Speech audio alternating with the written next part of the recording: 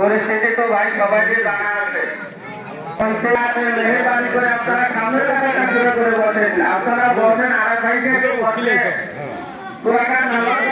শুরু করে মিনার দেখে যাচ্ছে। আমার রব কি খেলা খেলছেন দেখছি, তোমাকে সবাই করতেছে পাগল হয়ে গেছে। আপনি তার আদেশ পালন করুন।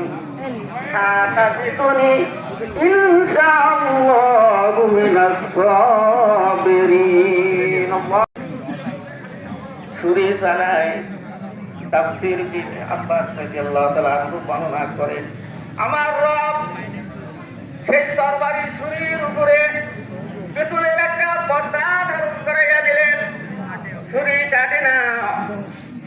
আমার আল্লাহ দাইয়া ইরফাইহু কাতা সাদাতারুইয়া ইন্নাকা যালিকা ডাকতে বলেন, যারা এরকম প্রকাশ্যে পরীক্ষায় যারা উত্তীর্ণ হতে পারে সেই সমস্ত মানুষগুলোর জন্য আমার আল্লাহর পক্ষ থেকে প্রতিদান দেওয়া। আল্লাহু আকবার।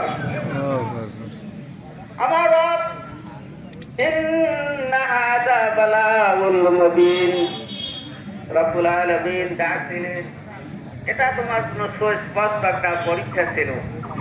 আর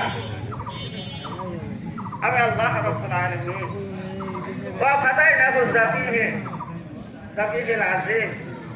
আর আল্লাহ কি করলেন, সঙ্গে সঙ্গে জান্নাত থেকে ভেড়ার মতো কেউ কোন রাবি বর্ণনা করেছেন যে দুম্বা ওয়া ফাদাইনাহু যাবিহিল আযীম একটা মহান চরিত্রটা, কিন্তু সেটাও আকারে মহান আল্লাহর পক্ষ থেকে দেওয়া। এই জন্য আল্লাহ এটাকে আজিম বলা হয়েছে। মৌলানা আজগার ভাই